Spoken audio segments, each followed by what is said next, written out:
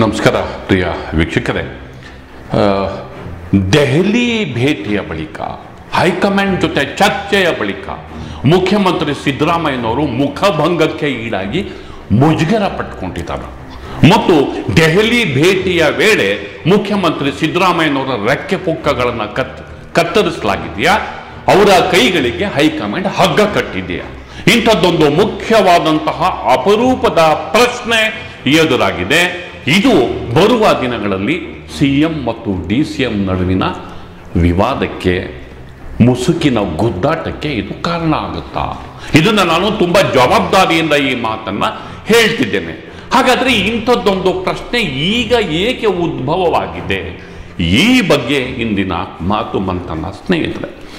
ಗೆಳೆಯರೆ, ಸಿಎಂ ಮತ್ತು ಡಿಸಿಎಂ ಅವರು ಚಿನ್ನಸ್ವಾಮಿ ಕಾಲ್ತುಳಿತ ಪ್ರಕರಣ ಕುರಿತಂತೆ ವರದಿಯನ್ನು ಕೊಡೋದಕ್ಕೆ, ಹೈಕಮಾಂಡನ್ನು ಭೇಟಿ ಮಾಡೋದಕ್ಕೆ, ಅದರಲ್ಲೂ ವಿಶೇಷವಾಗಿ ಮಲ್ಲಿಕಾರ್ಜುನ ಖರ್ಗೆ ಮತ್ತು ರಾಹುಲ್ ಗಾಂಧಿ ಅವರನ್ನ ಭೇಟಿ ಮಾಡೋದಕ್ಕೆ ದೆಹಲಿಗೆ ಹೋಗಿದ್ದರು.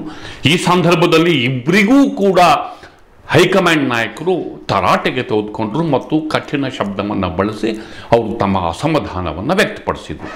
ಇದು ಎಲ್ರಿಗೂ ಗೊತ್ತಿರುವಂತಹ ವಿಚಾರ. ಈ ವೇಳೆ ಜಾತಿ ಜನಗಣತಿ ವರದಿಯ ಮೇಲೆ ಕಲ್ಲು ಚಪ್ಪಡಿ ಹಾಕಲಾಯಿತ.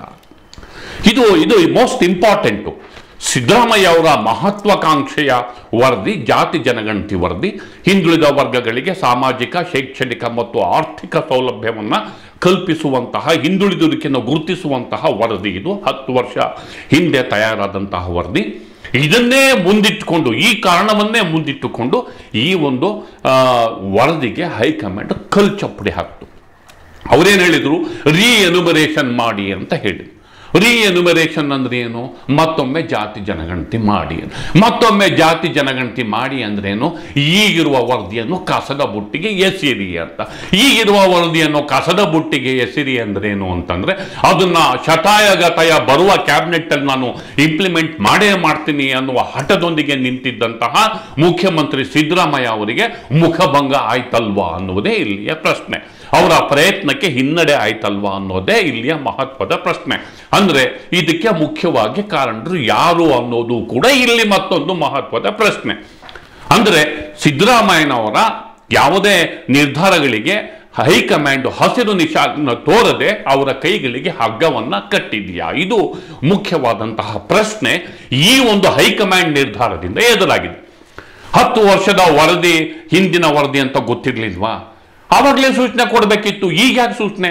ಅವರು ರೀಸನ್ ಕೊಡ್ತಾರೆ. ಕೆಲವು ಲಿಂಗಾಯತರು, ಒಕ್ಕಲಿಗರಲ್ಲದೆ ಮತ್ತಿತರೆ ಜಾತಿಯವರು ನಮಗೆ ದೂರನ್ನ ಕೊಟ್ಟಿದ್ದಾರೆ. ಅದು ಈಗಲ್ಲ, ಮೊದಲಿಂದೂ ಬಂದಿದೆ. ಲಿಂಗಾಯತರು ಮತ್ತು ಒಕ್ಕಲಿಗರ ಪ್ರತಿಭಟನೆ ಮೊದಲಿಂದಲೂ ಬಂದಿದೆ. ಆಫ್ಕೋರ್ಸ್ 10 ವರ್ಷದ ಅವಧಿಯಲ್ಲಿ ಸಾಕಷ್ಟು ಬದಲಾವಣೆ ಅನ್ನೋದು ಒಂದು ವರದಿಯನ್ನ ತಿರಸ್ಕಾರ ಮಾಡೋದಕ್ಕೆ ಒಂದು ವ್ಯಾಲಿಡ್ ರೀಸನ್ ಆಗುತ್ತೆ. ಅದನ್ನ ವ್ಯಕ್ತಿಗತವಾಗಿ ನಾನು ತಪ್ಪು ಅನ್ನಕ್ಕಾಗೋದಿಲ್ಲ. ಇದೇ ನಿರ್ಧಾರವನ್ನ ಇಷ್ಟೊಂದು ಡೀಪ್ ಆಗಿ ಚರ್ಚೆ ನಡೆಸೋದಕ್ಕಿಂತ ಮೊದಲು ಆ ವರದಿ ಸಬ್ಮಿಟ್ ಮಾಡಿ ಅದನ್ನ ಪರಿಶೀಲನೆಗೆ ಕೈಗೆತ್ಕೊಂಡಂತಹ ಸಂದರ್ಭದಲ್ಲೇ 10 ವರ್ಷ ಹಳೆಯದಾದಂತಹ ಈ ವರದಿಯನ್ನ ನಾವು ಅಪ್ಡೇಟ್ ಮಾಡ್ತೀವಿ ಅಂತಲೋ ರೀಎನ್ಯುಮರೇಟ್ ಮಾಡ್ತೀವಿ ಅಂತಲೂ ಹೇಳ್ಬೋದಾಗಿತ್ತು. ಈಗ ಇನ್ನು 2-3 ದಿನಗಳಲ್ಲಿ ಕ್ಯಾಬಿನೆಟ್ ಅದನ್ನು ಇಂಪ್ಲಿಮೆಂಟ್ ಮಾಡ್ತೀವಿ ಅಂತ ಸಿಎಂ ಹೊರಟಂತ ಸಂದರ್ಭದಲ್ಲಿ ಹೈಕಮಾಂಡ್ ಸಿಎಂಗೆ ಆದೇಶವನ್ನು ಕೊಡೋದಿದೆಯಲ್ಲ, ಖಂಡಿತವಾಗಿ ಮುಖ್ಯಮಂತ್ರಿ ಸಿದ್ದರಾಮಯ್ಯನವರಿಗೆ ಪ್ರತಿಷ್ಠೆಗೆ ಧಕ್ಕೆ ತಂದಿದೆ. ಹಾಗಾದ್ರೆ ಇದಕ್ಕೆ ಕಾರಣರು ಯಾರು? ಇಂಥದ್ದೊಂದು ಮುಖ್ಯವಾದಂತಹ ಪ್ರಶ್ನೆ ಎದುರಾಗಿದೆ. ಇದು point number 1. Point number 2, Chinnaswamy ಕ್ರೀಡಾಂಗಣ ಕಾಲ್ತುಳಿತ ಘಟನೆಯನ್ನೇ ಮುಖ್ಯವಾಗಿಟ್ಕೊಂಡು ಆಡಳಿತದ ಮೇಲೆ ಕಂಟ್ರೋಲ್ ಸಾಧಿಸಬೇಕಾಗಿದೆ. ಆಡಳಿತಕ್ಕೆ ಚಾಟಿ ಏಟನ್ನ ಕೊಡಬೇಕಾಗಿದೆ. ತಾವು ಅಧಿಕಾರಕ್ಕೆ ಬಂದು 2 ವರ್ಷ ಆಯಿತು, ರಿಷಫಲ್ ಮಾಡೋದಕ್ಕೆ ಸಕಾಲ. ಕೆಲವು ಸಚಿವರು ಅಧ್ಯಕ್ಷರಾಗಿದ್ದಾರೆ, ಅವ್ರನ್ನ ಕ್ಯಾಬಿನೆಟ್ ಇಂದ ಕೈ ಬಿಟ್ಟು ಹೊಸ ಮುಖಗಳಿಗೆ ಆದ್ಯತೆಯನ್ನು ಕೊಡಬೇಕು, ಹೊಸಬರಿಗೆ ಒಂದು ಅವಕಾಶವನ್ನ ಕಲ್ಪಿಸಬೇಕು ಮತ್ತು ಆಡಳಿತಕ್ಕೆ ನಾವು ಮೇಜರ್ ಸರ್ಜರಿ ಮಾಡಬೇಕು ಅನ್ನುವಂತಹ ಒಂದು ದೊಡ್ಡ ಲೆಕ್ಕಾಚಾರದ ಜೊತೆ ಸಿಎಂ ಹೈಕಮಾಂಡ್ ಅನುಮತಿ ಹೋಗಿದ್ರು. ಆ ಅನುಮತಿ ಸಿಕ್ಕಿಲ್ಲ. ಅನುಮತಿ ಇಲ್ದಲೇ ಅವರಿಗೆ ನಾವು ನಿಮ್ಮನ್ನೇ ಕಮ್ಯುನಿಕೇಟ್ ಮಾಡ್ತೇವೆ, ನಿಮಗೆ ನಾವು ಮುಂದಿನ ತೀರ್ಮಾನವನ್ನು ತಿಳಿಸ್ತೇವೆ ಅನ್ನೋ ಸಂದೇಶದ ಜೊತೆಗೆ ಬರಿಗೈಯಲ್ಲಿ ಸಿದ್ದರಾಮಯ್ಯನ ವಾಪಸ್ ಕಳಿಸಲಾಗಿದೆ. ಆ ಸಂದೇಶ ಯಾವಾಗ ಬರುತ್ತೋ ಗೊತ್ತಿಲ್ಲ. ಇವತ್ತು ಎಐಸಿಸಿ ರಾಷ್ಟ್ರೀಯ ಅಧ್ಯಕ್ಷ ಮಲ್ಲಿಕಾರ್ಜುನ ಖರ್ಗೆ ಅವರು ನೇರವಾಗಿ ಹೇಳಿದರು, ಸದ್ಯಕ್ಕಂತೂ ಪಿಸಿಸಿ ಅಧ್ಯಕ್ಷರ ಬದಲಾವಣೆನೂ ಇಲ್ಲ, ಕ್ಯಾಬಿನೆಟ್ ಎಕ್ಸ್ಪ್ಯಾನ್ಷನ್ನೂ ಇಲ್ಲ ಅಂತ ಹೇಳ್ಬಿಟ್ಟು ಕಲಬುರಗಿನಲ್ಲಿ ಹೇಳಿದ್ದಾರೆ. ಇದು ಕ್ವೈಟ್ ಇಂಟ್ರೆಸ್ಟಿಂಗ್. ಅವರ ಪ್ರತಿಕ್ರಿಯೆ ನೋಡೋಣ ಬನ್ನಿ.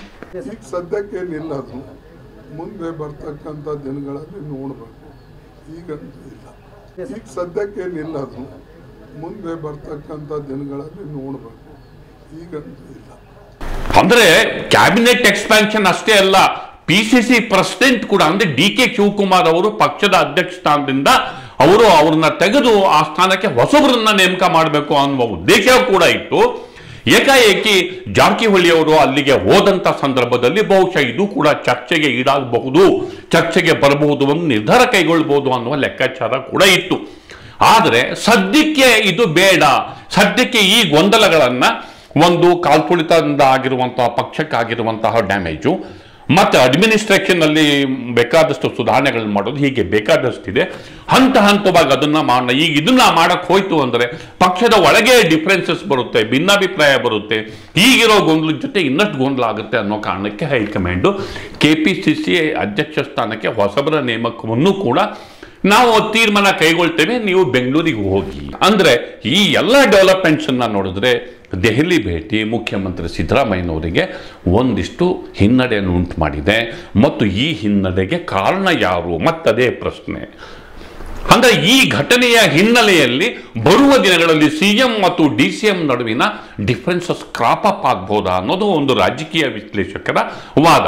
ಯಾಕೆಂದ್ರೆ ಅರ್ಧ ಅವಧಿಯ ಬಳಿಕ ತಾವು ಮುಖ್ಯಮಂತ್ರಿ ಆಗಬೇಕು ಮತ್ತೆ ತಮಗೆ ಮುಖ್ಯಮಂತ್ರಿ ಮಾಡೋದಕ್ಕೆ ಹೈಕಮಾಂಡ್ ಒಪ್ಪಿದೆ ಮತ್ತು ಸಿದ್ದರಾಮಯ್ಯನವರು ಕೂಡ ಒಪ್ಪಿದ್ದಾರೆ ಎನ್ನುವಂತಹ ಒಂದು ವಾದದೊಂದಿಗೆ 2.5 ವರ್ಷದ ಬಳಿಕ ಮುಖ್ಯಮಂತ್ರಿಯಾಗಿ ಅಧಿಕಾರ ಸ್ವೀಕಾರ ಮಾಡೋದಕ್ಕೆ DK ಶಿವಕುಮಾರ್ ತುದಿಗಾಲಲ್ಲಿ ನಿಂತಿದ್ದು ಕ್ಯಾಬಿನೆಟ್ ರಿಷಫಲ್ಗೂ ವಿರೋಧ ಮಾಡಿದ್ದಾರೆ. ಹೆಂಗೂ ಸರ್ಕಾರ ಚೇಂಜ್ ಆಗುತ್ತೆ, ನಾನು CM ಆಗ್ತೀನಿ, ಆವಾಗ ಹೊಸ ಟೀಮಿನ ಜೊತೆಗೆ ನಾವು ಸರ್ಕಾರ ರಚನೆ ಮಾಡ್ತೀವಿ ಅನ್ನೋದು ಅವರ ಅಂದಾಜು ಮತ್ತು ಅವರ ಲಾಬಿ. ಮತ್ತು ಜಾತಿ ಜನಗಣತಿ ವಿಚಾರ ಬಂದಾಗಲೂ ಕೂಡ ಒಕ್ಕಲಿಗರು ಮತ್ತು ಲಿಂಗಾಯತರು ಪ್ರತಿರೋಧವನ್ನ ವ್ಯಕ್ತಪಡಿಸಿದ್ದಾರೆ. ಅವರಿಗೆ ಮತ್ತೊಂದು ಅವಕಾಶ ಕೊಡಬೇಕಾಗುತ್ತೆ ಅನ್ನೋ ವಾದವನ್ನ ಮೊದಲಿಂದಲೂ ರೀಎನ್ಯುಮರೇಷನ್ ಅನ್ನೋದನ್ನ DK ಶಿವಕುಮಾರ್ ಸ್ಪೆಸಿಫಿಕ್ ಆಗಿ ಹೇಳಿದ್ರು. ಈಗಲ್ಲ, ಕ್ಯಾಬಿನೆಟ್ ಮೀಟಿಂಗ್ ಅಲ್ಲಿ ಅದನ್ನು ಹೇಳಿದ್ರು. ಅವರ ಹೇಳಿಕೆಯಂತೆಯೇ ಹೈಕಮಾಂಡ್ ಒಪ್ಪಿದೆ. ಆದ್ದರಿಂದ ಈ ಒಂದು ರೀಎನ್ಯುಮರೇಷನ್ ಅಂದ್ರೆ ಮೊದಲನೇ ವರದಿಯನ್ನ ಮೂಲೆಗೆಸೆದು ಹೊಸ ವರದಿ ಸಿದ್ಧಪಡಿಸಿ ಅಂತ ಹೈಕಮಾಂಡ್ ಸೂಚನೆ ಹಿಂದೆ DK ಶಿವಕುಮಾರ್ ಅವರ ಪ್ರಭಾವ ಇರೋದು ಮೇಲ್ನೋಟಕ್ಕೆ. ಇದಕ್ಕೆ DK ಶಿವಕುಮಾರ್ ಕಾರಣ ಎನ್ನುವ ನಂಬಿಕೆ ಕೂಡ ಬಂದಿದೆ. ಆದ್ದರಿಂದ ಈ ಒಂದು ಡೆವಲಪ್ಮೆಂಟು ದೆಹಲಿಯ ಯಾತ್ರೆಯ ಬಳಿಕ CM ಮತ್ತು DCM ನಡುವಿನ ಕಂದಕ ಹೆಚ್ಚಾಗುತ್ತಾ ಅನ್ನೋದು ರಾಜಕೀಯ ವಿಶ್ಲೇಷಕರ ವಾದ.